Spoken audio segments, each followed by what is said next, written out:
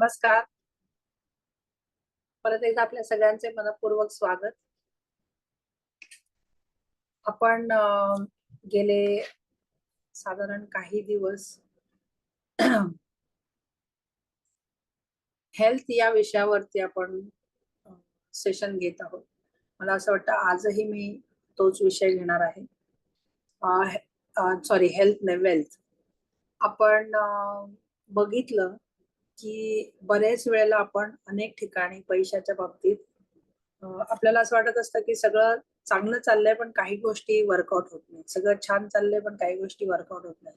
म्हणजे कुठेतरी कुठेतरी आपण पैशाच्या बाबतीतले जे काही आपले गोष्टी असतात त्या स्मूथली नसतात, किंवा जसं पाहिजे तसं जंप नसते, किंवा वेगवेगळ्या लेवलवरती ते असू शकतात, किंवा खूप कर्जामध्ये बुडलेलो असू शकतो, किंवा बिझनेस नीट चालत नाहीये, कर्ज पिटत नाहीये, ईएमआयच्या चक्रात अडकलेलो आहोत, पैसे कोणीतरी घेऊन गेले ते देत नाहीये, किंवा हे सगळं काही नसलं तरी मला जसं हवंय तसं आर्थिक ध्येय जे आहेत, आर्थिक उद्दिष्ट आहेत, त्याच्यामध्ये कुठेतरी अडकलोय, असं जर काही फिलिंग असेल तर याचा अर्थ आपले पैशाच्या बाबतीतले जे काही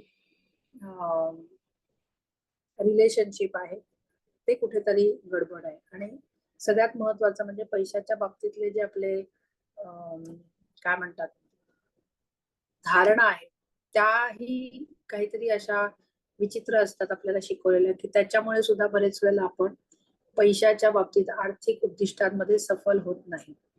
त्यामुळे अफर्मेशन्स हा खूप महत्वाचा भाग आहे आपल्या या धारणा बदलण्यासाठी, आपल्या बिलीफ सिस्टीम बदलण्यासाठी. म्हणून अफर्मेशन्स आपण बघितले. आज मी परत एकदा तुमचे अफर्मेशन्स घेणार आहे, जे तुम्ही सकाळी उठल्यावरती आणि रात्री झोपायच्या आधी कुठल्याही वेळेला तुम्ही करू शकता, पण याच वेळेला करायचं. दिवसभर करून त्याचा काही उपयोग होत नाही, कारण आपल्याला सबकॉन्शियस माइंड मध्ये ज्या धारणा आहेत त्या बदलायच्या असतात. कारण कॉन्शियसली आपल्याला जरी कितीही वाटत असलं की मला भरपूर पैसे मिळवायचे, मला बिलियनियर व्हायचंय, पण ते होत नाही जोपर्यंत आपण आपल्या आतमध्ये काय धारणा आहेत त्या बदलत नाही. त्यामुळे त्या गोष्टी आपल्याला थांबवत असतात. हे एक झालं तुमच्या बिलीफ सिस्टीमच्या बाबतीत, ज्याच्यासाठी आपल्याला अफर्मेशन्स करणं आवश्यक आहे. दुसरं, क्षमा प्रार्थना आपण बघितली, ती मी आज घेणार नाहीये. तुम्हाला क्षमा प्रार्थना ज्याच्यामध्ये आपण बघितले की वेगवेगळ्या प्रकारे आपण क्षमा मागायची आहे आणि क्षमा करायची आहे. ते कसं करायचं ते आपण 2 भागांमध्ये बघितले. त्यामुळे आज मी क्षमा प्रार्थना घेणार नाहीये, अफर्मेशन घेणार आहोत. आणि आणखीन एक गोष्ट आपण करणार आहोत की काही लोकांशी आपण पैशाच्या बाबतीत आपले संबंध बिघडले असेल, म्हणजे काही लोकांशी पैशावरून भांडण झालं असेल, काही लोकांशी पैशावरून आपण वाटेल तसं बोललो असू, आपली चूक असेल, दुसऱ्याची चूक असेल, पण पैशाच्या बाबतीत आपले काही वाद, पैशाच्या बाबतीत आपले काही संबंध बिघडलेत, पैशाच्या बाबतीत आपल्याला काही विचित्र घटना घडल्यात, पैशाच्या बाबतीत ज्या ज्या गोष्टी आपल्या आयुष्यात घडल्या त्याचं रिपेअरिंग आपण मेंटल लेवलवर करणार आहोत. म्हणजे काय, तर उदाहरणार्थ एखादी व्यक्ती मला पैसे द्यायचे, मग ती व्यक्तीशी आपण भांडण झालंय, किंवा कोणाशी आपलं काही वादावादी झाली, किंवा आणखी काही संबंध बिघडले, तर ते व्हायच्या आधी आपले कसे संबंध होते ते विचार करायचा. त्याच्यानंतर ते होण्यासाठी आपण काय केलं पाहिजे किंवा केलं असतं हे आपण मनामध्ये जाऊन रिपेअर करायचं. म्हणजे परत त्या काळामध्ये, परत त्या घटनेमध्ये जायचंय, आणि ह्याच्याऐवजी हे, किंवा कसं असेल, काय असेल, त्या व्यक्तीशी आपण कसं बोलू, त्या व्यक्तीशी आपण कसं सांगणार आहोत की बाबा मला गरज आहे, पैसे परत दे, किंवा वेगळ्या पद्धतीने आपण हा पर्याय नसता तर काय केलं असतं, असा विचार आपण मेंटल लेवलवरती रिपेअर करायचं. आता काही जणांना असं वाटू शकतं की अरे असं काय होतं का म्हणून, ह्याने काय होतं का म्हणून. तर आपण हे जे ऍक्टिव्हिटीज करतो त्या आपण मनासाठी करतो, आणि ज्या पद्धतीने आपण व्हिज्युअलाइज करतो, ज्या पद्धतीने आपण गोष्टी मनाला दाखवतो, त्या पद्धतीने माइंड तुमचं फॉर्म घेतो. आणि हे ज्यावेळेला त्या फॉर्म मध्ये घेतो त्यावेळेला आपण तिथे फोकस करतो, तिथे ऊर्जा प्रवाहित होते, आणि मग आपण त्या गोष्टी होण्यासाठी म्हणून आपल्याला त्या गोष्टी आपण अट्रॅक्ट करतो. हे सायन्सने आता प्रूव्ह केलेलं आहे. क्वांटम फिजिक्स मध्ये या सगळ्या गोष्टी वेगवेगळे एक्सपेरिमेंट्स करून सिद्ध झालेले आहे. आपल्याला हे माहिती असेल की मन तुम्ही जसं त्याला वळण लावाल तसं वळण लागतं, नाही तर मन जसं जसं विचार येईल तसं तसं शेप घेत जातो. याचं उत्तम उदाहरण म्हणजे महाभारतामध्ये आपण गोष्ट एक ऐकलेली आहे की एकलव्याचा एकलव्याने द्रोणाचार्यांची काय म्हणतात द्रोणाचार्यांची आराधना करून त्यांनी धनुर्विद्या शिकला. आता धनुर्विद्या ऍक्च्युली तो द्रोणाचार्यांकडे गेलेला का, तर नाही. तर त्याला द्रोणाचार्यांनी सांगितलेलं मी तुला शिकवणार नाही, म्हणून त्यांनी द्रोणाचार्यांची एक प्रतिमा बनवून, एक मूर्ती बनवून त्यांच्या समोर राहून त्यांनी ही विद्या शिकली. आता मला तुम्ही सांगा की हे कसं शक्य झालं. हे आपल्याला उदाहरण त्या महाभारतातून दिलेलं आहे की मन तुमचं कसं रूप घेतं. म्हणजे पातंजलीनेही त्यांच्या सगळ्या कथनामध्ये ज्या वेळेला त्यांनी सगळं पूर्ण योगाभ्यास सांगितले त्याच्यामध्ये त्यांनी दिलेले की तुम्ही जशा पद्धतीने त्याला वळण लावाल त्या पद्धतीने ते रूप घेतात.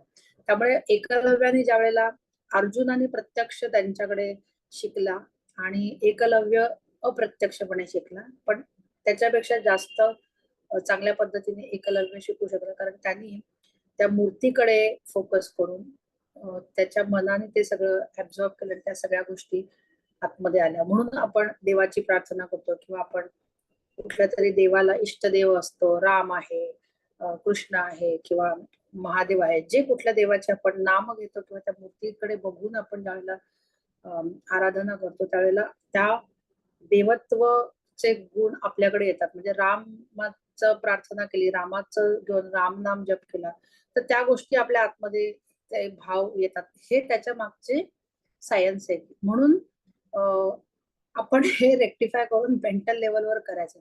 कारण मनाला हे खरं होतंय की खोटं होतंय, म्हणजे वास्तविक आहे की पिक्चर आहे की ऍक्च्युली रिअल आहे की रिअल नाहीये, हे सगळं आपल्याला आपल्या मनाला किंवा आपल्या बुद्धीला ते कळत नसतं.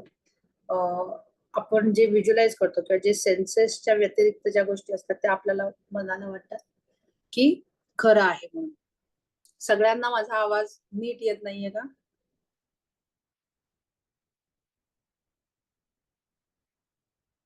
क्लिअर आहे. ओके. तर ज्यांना नाही येत आणि त्यांच्या सिस्टीम मध्ये चेक करा, माझ्या सिस्टीम मध्ये प्रॉब्लेम आहे. Okay, voice is clear. Okay.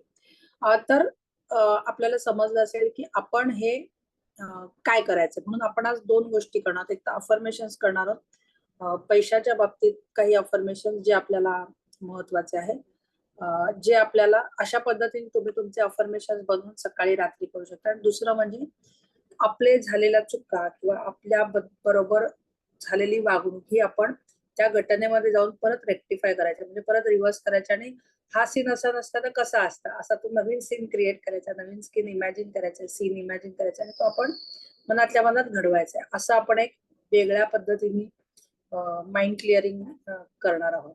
लक्षात येतं, या सगळ्या गोष्टी वर्क करतात बरं का. त्यामुळे तुम्ही सगळ्या गोष्टींवरती काय म्हणतात श्रद्धा ठेवून जर तुम्ही, आपण बऱ्याच वेळेला मला ना काही काही लोकांचे असे प्रश्न येतात की मी खूप करते तरी सुद्धा मॅडम तुम्ही मला एक प्रश्न पाठवलेला ते की रिलेशनशिप बाबत, तर तुमच्या प्रश्नाचं उत्तर देते की हो पण पण इज द ओनली आन्सर. आता काय होतं, आपण डेस्परेट होतं की होत का नाही, होत का नाही, होत का नाही. तुम्ही काम करायचं आणि सोडून द्यायचं या या भावनेतून की it is going to work. आपल्याला म्हणजे इव्हन पैशाच्या बाबतीत सुद्धा आपण जे करतोय ह्या गोष्टी होतात, आपल्याला सगळ्या दृश्य स्वरूपात दिसण्यासाठी त्याला वेळ लागतो आणि आपल्याकडे पेशन्स नसतो आणि आपण एकदम इम्पेशंट होतो, कधी होते कधी होते कधी होते, आणि देन अगेन आपण त्या गोष्टी पोस्टपोन करतो. त्याच्यामुळे आपण हे करायचंय आणि ते उद्दिष्ट घेऊन सोडून द्यायचं आणि आपण त्याच्यावरती वेगवेगळ्या पद्धतीने काम करायचं. पण आपण आज केलं आणि आज टेक्निक वापरलं आणि उद्या झालं असं होत नाही. त्या गोष्टीसाठी सगळ्या गोष्टींची जुळवाजुळव होत असते निसर्गामध्ये, आणि ती जुळवाजुळव होऊन तशा घटना तशा व्यक्ती आपल्या आयुष्यात यायला लागतात. ह्याच्यावरती विश्वास ठेवा, ह्याच्यासाठी पेशन्सनी थांबा आणि पूर्णपणे सरेंडर होणं. पूर्णपणे सरेंडर होणं म्हणजे काय माहितीये, होत का नाही, होत का नाही, होत का नाही, म्हणजे काय माहितीये, ह्याला म्हणतात सरेंडर होणं. नाही, सरेंडर होणं म्हणजे आपण जसं डॉक्टरांकडे जातो आणि आपल्याला त्याच्यातलं काही कळत नसतं, आपण डॉक्टरला सरेंडर होतो की डॉक्टर जे औषध देणार त्यांनी माझी सर्दी बरी होणार, डॉक्टर जे औषध देणार त्यांनी माझा आजार बरा होणार, ही भावना घेऊन आपण डॉक्टरकडे जातो, म्हणजे आपण त्या डॉक्टरला सरेंडर होतो.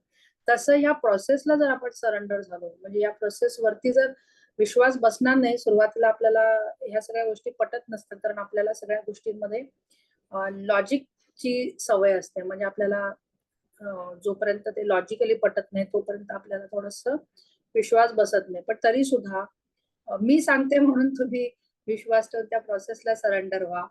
अनेक लोकांचे अनुभव डेफिनेटली आहेत. पण तरी सुद्धा एक एक अभ्यास म्हणून तुम्हाला सांगते की एक सरेंडर होऊन सोडून द्यायचं आणि विश्वास ठेवायचा की ते मिळणार आहे.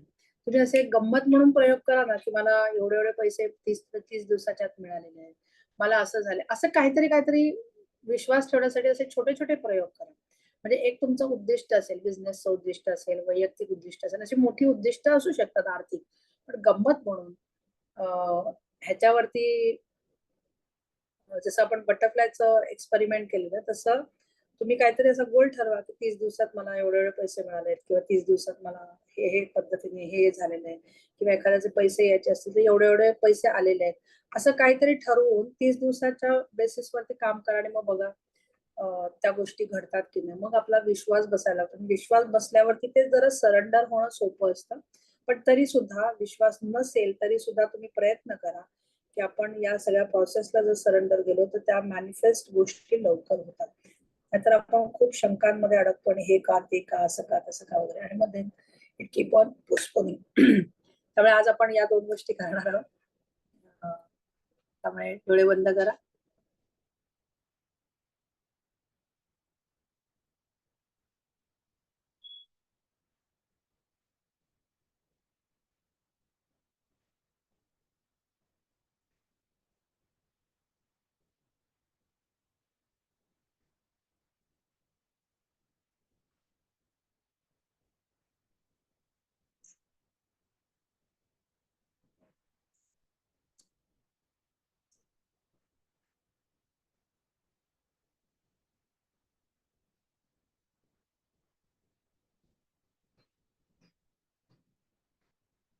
डोक्यापासून पायाच्या अंगठ्यापर्यंत प्रत्येक शरीराचा भाग आपल्याला शिथिल करायचा आहे.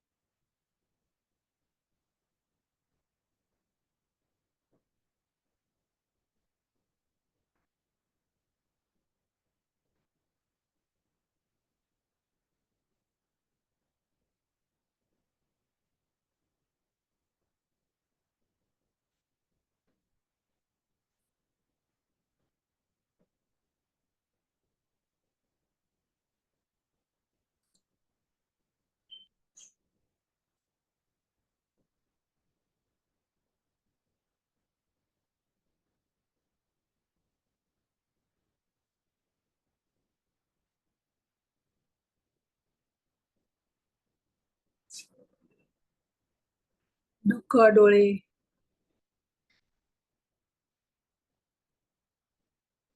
नाक, कान,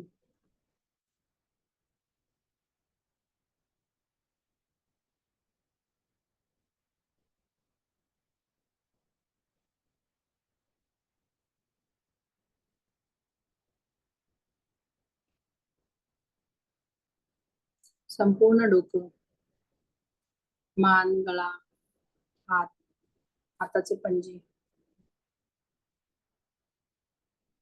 हाताची बोटं,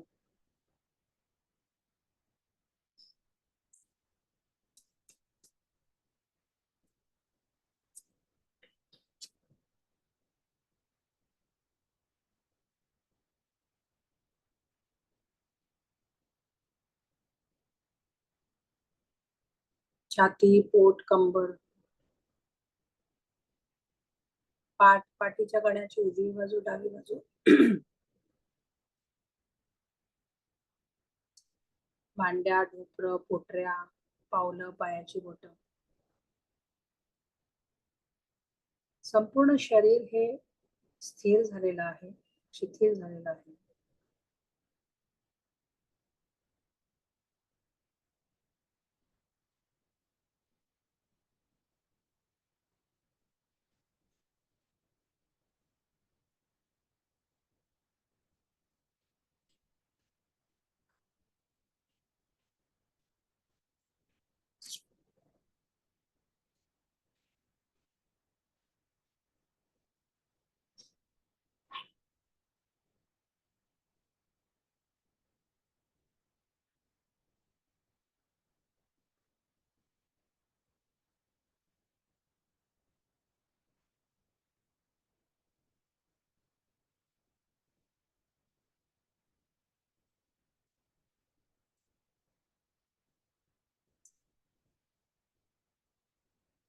श्वासाकडे लक्ष द्यायचं आहे आणि येणारा प्रत्येक श्वास, जाणारा प्रत्येक उच्छ्वास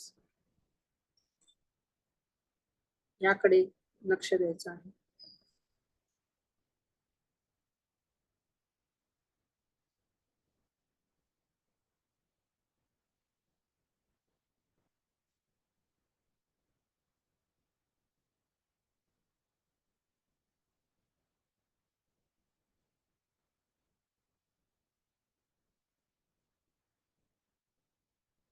मन थोडंसं शांत झालं असेल,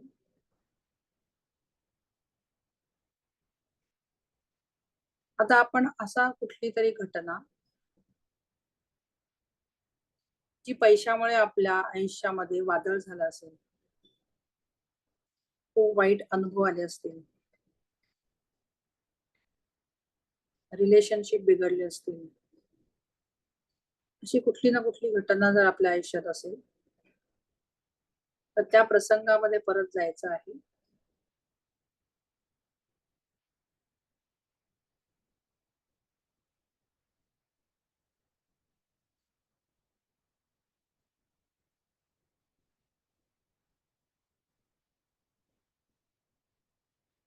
आणि ती घटना आपल्याला कशी हवी आहे, तशी घडत आहे, तशी घडली आहे, तशी घडली होती, असं विचार करायचा आहे. पुढची 5 मिनिटं मी देते.